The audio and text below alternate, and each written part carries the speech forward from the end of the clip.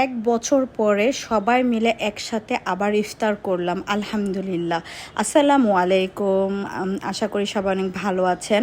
তো আজকে হচ্ছে আমার বাসায় সবার দাওয়াত ছিল, তো এটা হচ্ছে ফ্রাইডের ক্লিপ ছিল, বাট আমার একটু লেট হচ্ছে দিতে। যাই হোক, তো আপুদের আব্বা মা সবাইকে আমার বাসায় ইনভাইট করেছিলাম ইফতার করার জন্য। তো সেটারই আর কি প্রিপারেশন নিচ্ছিলাম। তো কিছু প্রিপারেশন একদিন আগে নিয়ে রেখেছিলাম, বাকিটা হচ্ছে যেদিন সবাইকে ইনভাইট করেছি ওই দিন করতেছি সকাল থেকে। তো আমি অনেক সকালে ঘুম থেকে উঠেছি, যেহেতু শুক্রবার ছিল একটু লেট করে উঠি, বাট ওই দিন আমি একটু আগে উঠে গিয়েছিলাম।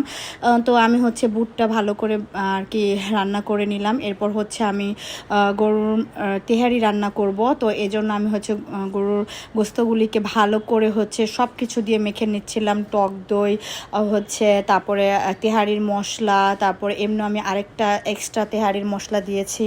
তারপরে হচ্ছে এখানে যত ধরনের গুঁড়া মশলা ছিল, টমেটো সস, তারপরে লাল মরিচের গুঁড়া, গোলমরিচের গুঁড়ো, সব কিছু দিয়ে ভালোভাবে তেল দিয়ে ভালোভাবে মেখে আমি কিছুক্ষণ রেখে দিব। দেন হচ্ছে আমি এটাকে রান্না করে রাখবো। তো এটা আমরা ইফতারের পরে রাতে খাবারের জন্য, বাট আগে একটু রেডি করে রাখছি যাতে পরে ঝামেলা না হয়। আর এদিকে আমার তেহারির মাংসটা রান্না অলমোস্ট হয়ে গিয়েছে। অনেক সুন্দর একটা কালার আসছে, খুব সুন্দর একটা ঘ্রাণও হয়েছে, খুবই ভালো লাগছিল দেখতে। তো কিছুটা কাজ আমি হচ্ছে আগে রাখতেছিলাম। তো আমি ইফতারিতে মেন হচ্ছে যে ডিশটা রাখবো সেটা হচ্ছে নান রুটি আর হচ্ছে গ্রিল করব। তো আমি আমার স্টাইলে গ্রিলটা করব।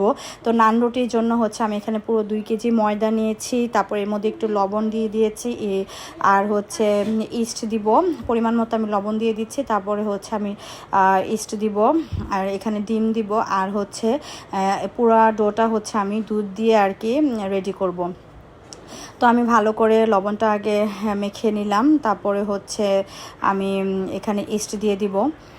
আর এই ময়দাটা আর কি সকালবেলা মেখে রেখে দিলে একদম সারা রাত দিনে একটা ভালো মানে ফুলে একটা সুন্দর আর ডোর তৈরি হয়ে যায়। আমি এখানে 3টা ডিম ইউজ করেছি, ওইটা আর আমার ক্লিপ নিতে মনে নাই। তো যাই হোক, আমি দুধ দিয়ে পরে ভালো করে রেখে দিয়েছিলাম। তো আপু চলে আসছে, আপুকে একটু আগে চলে আসতে বলছিলাম, কারণ আমি একা সব কিছু পারবো না, এই জন্য বলছিলাম একটু হেল্প করার জন্য। তো আমি এই চিকেনটা আগে মেখে রেখেছিলাম, তো আপু হচ্ছে আস্তে আস্তে এটাকে ভেজে নিচ্ছে।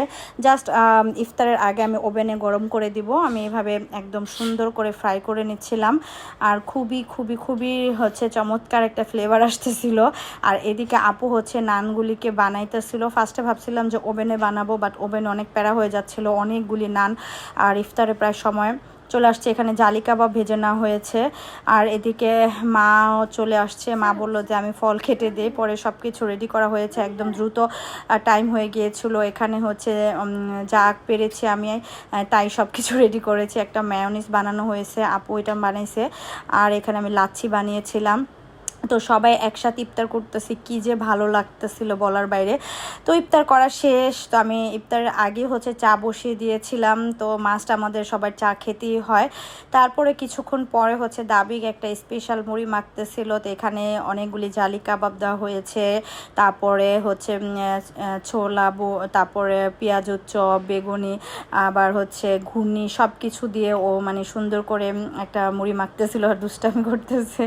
তো যাই হোক, আমরা খুবই এনজয় করেছি। তো অল্প অল্প করে সবাই মুড়ি খেয়েছি। মুড়ি খাওয়ার কথা ছিল না, বাট দাবিকের হাতের মুড়িটা নাকি খুব স্পেশাল, এই শুনে আমি একটু মুড়ি মাখাইতে বললাম অল্প করে। তো আমি এরপরে হচ্ছে তেহারিটাও রান্না করে ফেলেছি। তো তেহারিটা আমার অলমোস্ট হয়ে গেছে। তো সবাই মিলে আজকের দিনটা খুব আমাদের খাওয়া দাওয়ার পর্ব শেষ।